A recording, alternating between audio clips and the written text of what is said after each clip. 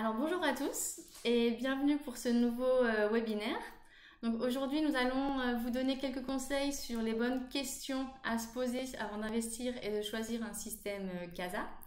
Donc je vais me permettre tout d'abord de rappeler qu'un système CASA c'est un système permettant l'analyse de sperme de manière automatique. CASA c'est en fait l'abréviation pour en anglais Computer Aided Semen Analysis. Donc c'est donc le nom générique qui détermine l'ensemble des systèmes existants sur le marché. Donc CASA, c'est vraiment en fait le nom de la famille pour décrire tous ces systèmes qui analysent le sperme.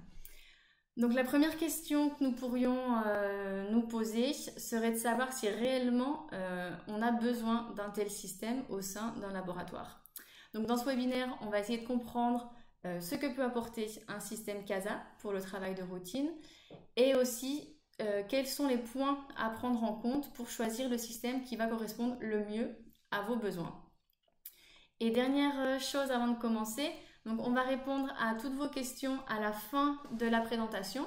Donc n'hésitez pas à les poser dès à présent sur il y a un chat sur le côté, sur la plateforme. Donc vous pouvez poser les questions tout de suite pendant la présentation ou bien à la fin. Mais en tout cas, on répondra à toutes vos questions en fin de session.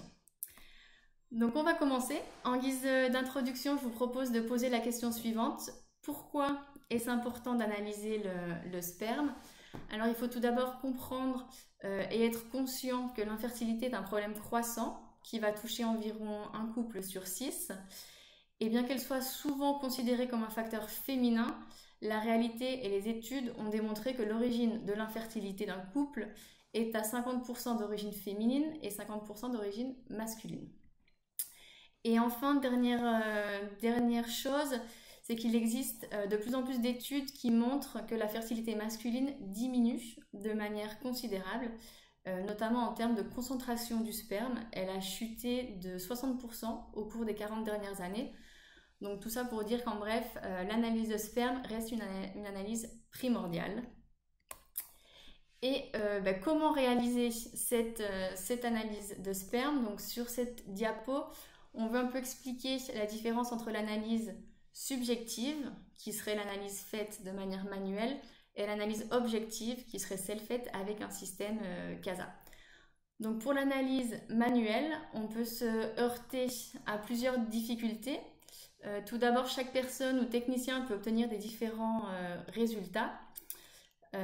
Ensuite, l'œil humain, il a ses limites. Par exemple, il est difficile, voire impossible, de différencier à l'œil nu un spermatozoïde de type A progressif rapide et un spermatozoïde de type B progressif moyen, comme l'indique le guide de l'OMS, l'Organisation mondiale de la santé.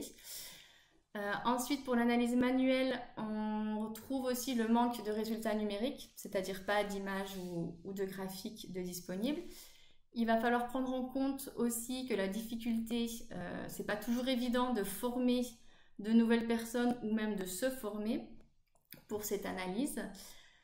Autre point, l'analyse manuelle est une tâche longue, provoquant souvent une fatigue visuelle. Et pour finir, comme on dit, l'erreur est humaine, donc on peut très bien se tromper lors de la retranscription des résultats de cette analyse dans le système informatique. Donc maintenant, on va voir à l'inverse les systèmes CASA, donc ils vont réussir à éliminer la subjectivité et vont offrir plusieurs avantages.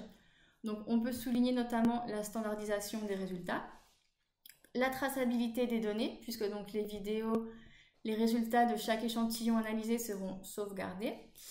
C'est un outil précis où on obtient donc les résultats relativement rapidement. Ensuite, avec un système CASA, donc, on va obtenir des rapports d'analyse avec tous les résultats, graphiques, images. Il va être aussi facile de se former, de l'utiliser. Tous ces résultats peuvent être envoyés directement vers votre SIL, votre système d'information de laboratoire. Et pour finir, c'est aussi une image, ça donne une image de prestige et de qualité à votre laboratoire. Donc sur cette diapositive, c'était vraiment pour remarquer, souligner les différences entre l'analyse subjective et l'analyse objective entre méthode manuelle et méthode automatique. Donc les systèmes CASA, ils vont apporter certaines améliorations. Ils sont de plus en plus précis. C'est vrai qu'ils se sont développés, donc ça fait une trentaine d'années maintenant. Et pour justement pallier à tous les problèmes de l'analyse manuelle. Maintenant, on va pouvoir entrer dans le cœur de notre sujet et allons voir ensemble les 10 aspects à prendre en compte avant de sauter le pas et de choisir un système CASA. Alors la première question que je peux me demander, quels paramètres je vais vouloir analyser. Donc il va falloir tout d'abord se demander avec quelle espèce je vais travailler. Donc si ça va être des échantillons humains, animaux, entre vertébrés, invertébrés, etc. C'est vrai que c'est pas la même chose d'évaluer le sperme humain que le sperme de rat ou toute autre espèce animale. Seconde question, quelles sont les informations que je souhaite obtenir? Par exemple, si je travaille dans un centre de production animale, je serais peut-être intéressée notamment par l'obtention du calcul de dose. Donc je vais m'attarder sur la mobilité, la concentration, peut-être la morphologie. À l'inverse, si je travaille dans une université, que je veux faire une étude scientifique sur par exemple la réaction de l'acrosome, chez l'homme, je vais avoir besoin d'un autre type de système. Si je travaille dans une clinique de fertilité, un laboratoire d'analyse, on va vouloir plutôt travailler selon les normes de l'OMS. Donc là, c'est juste pour illustrer rapidement. Donc, selon les normes de l'OMS, on va pouvoir donc faire plusieurs analyses, savoir si je veux analyser la concentration, la mobilité, la morphologie, vitalité, pénétration du mucus cervical, réaction de l'acrosome, fragmentation de l'ADN, etc. En fait, c'est vraiment pour faire le point sur quelles informations j'ai envie d'obtenir de manière automatique, quels sont les paramètres que je vais moi-même analyser au sein de mon laboratoire. Ensuite, seconde question, est-ce que je peux avoir confiance en un système? Le système CASA, donc selon le modèle que vous choisissez, peut inclure des contrôles de qualité, que ce soit interne ou externe. Donc ça nous donne déjà une première base, une première valeur sûre. Ensuite, c'est vrai que les systèmes CASA en général sont dotés d'une technologie à base d'intelligence artificielle ou autre. Il est également donc souvent possible de visualiser les images, des résultats. Donc c'est vrai que c'est important de pouvoir vérifier ces résultats, non juste croire en fait le résultat qui a été donné et ce que le système dit. Après, en termes de confiance, il est important de souligner la qualité du matériel utilisé, donc que ce soit la caméra, l'ordinateur ou le microscope, puisqu'un matériel de mauvaise qualité ou qualité médiocre peut en tout cas causer des difficultés lors de l'analyse et de la qualité des images obtenues. Et puis après, en termes de confiance, les systèmes sont audités par des organismes officiels. Je pense notamment à la norme ISO 13485. Et dernier point concernant la fiabilité, il faut prendre en compte que le système va rendre un résultat, mais qu'ensuite le technicien il va pouvoir le valider. Donc au final, la fiabilité, c'est à la fois une bonne partie due au système et aussi une petite partie due au travail du technicien. Donc la fiabilité est totale. Donc pour résumer, l'avancée de la technologie informatique, l'évolution électronique, aussi l'amélioration de la technique d'analyse d'images par ordinateur, ce sont des choses qui ont permis une évolution et un développement important des systèmes CASA depuis leur apparition, il y a maintenant plusieurs décennies. On va passer à la troisième question. Donc le système CASA est-il adapté à mon laboratoire? L'idée est de savoir si en fait le CASA que je choisis, il va avoir notamment la possibilité de se connecter au système informatique de mon laboratoire, ou alors si je travaille avec plusieurs laboratoires périphériques, est-ce que le système CASA va m'offrir la possibilité d'installer des systèmes complémentaires? Après, il y a certains systèmes CASA qui proposent des personnalisations. Donc, comme pour vous donner quelques exemples, certains systèmes vont pouvoir vous permettre d'ajouter différentes préparations. Je pense à l'analyse de mobilité à 1 heure, 4 heures, etc. Ou alors créer un profil par technicien avec des droits bien spécifiques, comme pouvoir ajuster la configuration si vous voulez, si vous utilisez votre propre, une configuration qui n'est pas de base renseignée dans le système. Ou alors, est-ce que je vais pouvoir, ou est-ce que j'ai envie de personnaliser mon rapport d'analyse? Ce sont voilà, toutes des choses, des questions à vous poser pour ensuite voir si le système CASA sur lequel vous vous penchez va répondre à tous ces besoins. Question numéro 4. Donc, acheter un système CASA, est-ce rentable? C'est vrai que c'est une question qui nous revient souvent et qui est tout à fait légitime, car oui, acquérir un système CASA, c'est un investissement. Donc pour répondre à cette question, il y a plusieurs paramètres à prendre en compte. Tout d'abord, le prix du système, donc partie majeure de l'investissement. Mais il est aussi important de s'intéresser au coût des consommables, puisqu'il va exister des systèmes qui peuvent fonctionner avec une large gamme de réactifs, d'autres qui vont s'utiliser uniquement avec les consommables du fabricant. Donc c'est vrai que c'est important de regarder non seulement le coût du système, mais aussi tous les coûts supplémentaires, coûts de maintenance, coûts de combien vont coûter mes réactifs pour chaque analyse. C'est vraiment des calculs à faire. Mais après, pour répondre à cette question, donc si vraiment c'est rentable d'acheter un système CASA, sur le plan monétaire, c'est pas forcément évident. Mais ce qui est sûr, c'est que vous allez gagner, que ça soit en précision, en rapidité d'analyse, en fiabilité, et ça vous donnera un certain prestige pour votre centre. Maintenant, la 5e question. Avec un système CASA, aurais-je toujours besoin de mes techniciens? Alors la réponse est oui, sans aucun doute. Il est indéniable que le travail du technicien est crucial. Un système CASA ne va pas du tout remplacer un technicien, c'est une aide qui va lui être apportée pour cette analyse, mais surtout le technicien il a un rôle très important, notamment pour la vérification de la configuration du système, tout ce qui est pré-analyse, la préparation des échantillons, la capture d'images dans certains cas, les vérifications, les validations. Donc le technicien a son rôle plus que jamais.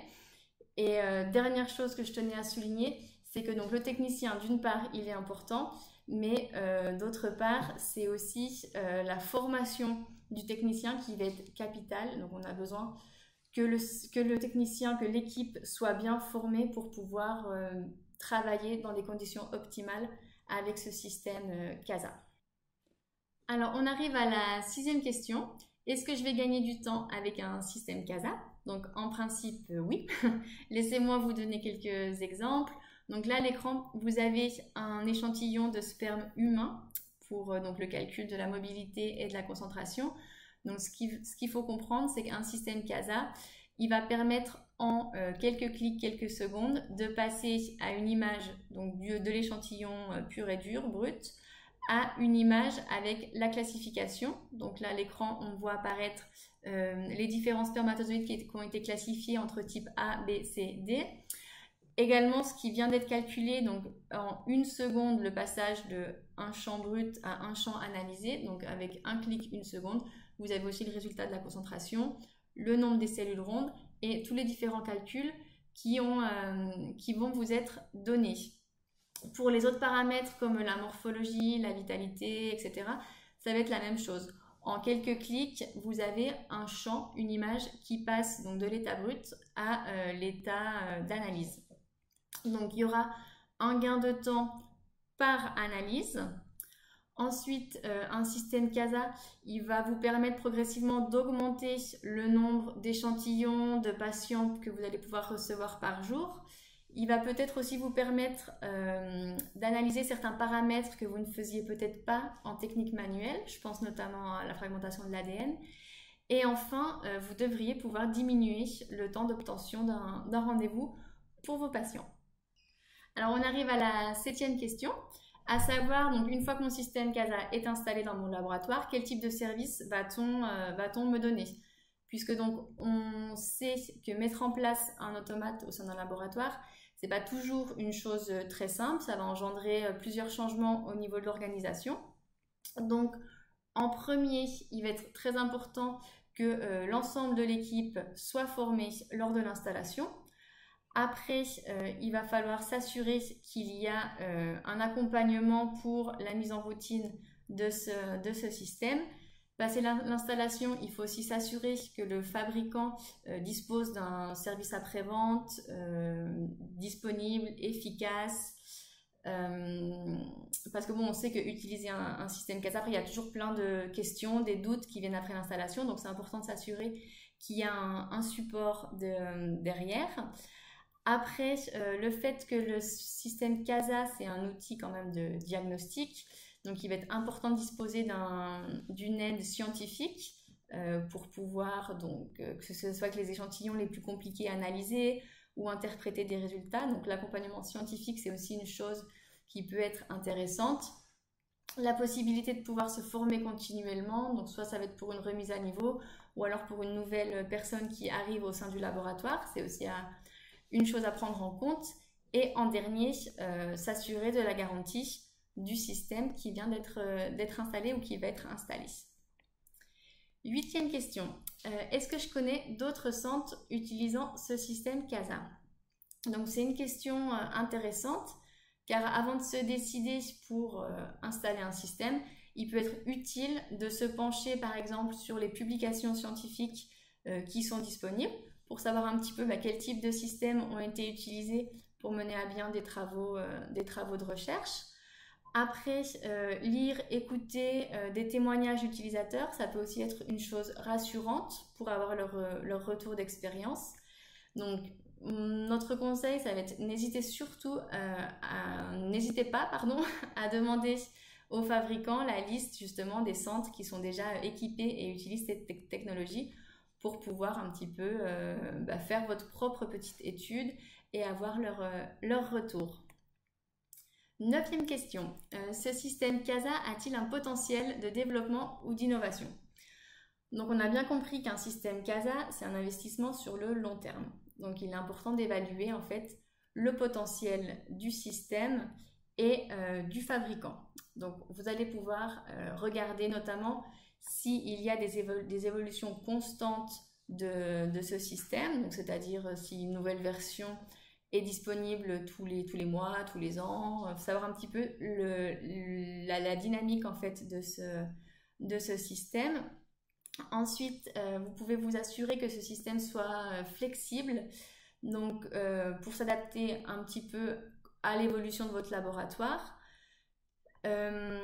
Et pour finir, s'il offre donc la possibilité de mise à jour, donc mise à jour, par là, j'entends notamment changer s'il y a des pièces à changer ou si au niveau de l'ordinateur, un jour, je vais pouvoir passer sur le nouveau Windows, etc. pour toujours être en fait à la pointe des nouvelles technologies. Et surtout que mon système CASA, l'idée c'est de le garder un grand nombre d'années, donc qu'il ne devienne surtout pas obsolète. Et enfin, on arrive à la question numéro 10, donc la dernière. Et là, on va se demander en fait quelle autre valeur ajoutée m'apporte un système CASA. Donc, en plus de toutes les fonctionnalités et avantages qu'on vient de voir précédemment, un système CASA, il faut comprendre que c'est aussi un outil précieux pour la recherche. Il va vous permettre de croiser un grand nombre de données, comparer des résultats, illustrer vos publications, etc. Un système CASA aussi, c'est l'opportunité de travailler avec un fabricant certifié, avec un système accrédité. C'est aussi l'occasion de pouvoir collaborer avec plusieurs partenaires dans le domaine de l'infertilité masculine. Et dernier point, en installant un système CASA, donc vous allez pouvoir proposer une lecture automatisée du spermogramme. Donc ça va vous différencier des laboratoires voisins et de gagner en prestige. Donc la présentation arrive à sa fin. Donc juste pour conclure, pour résumer un petit peu, un système CASA, ça reste un outil incontournable dans le domaine de l'analyse de sperme. Les résultats sont rendus d'une manière plus rapide. Le travail du technicien est plus facile. C'est aussi gagné en fiabilité, en objectivité, en précision, en prestige.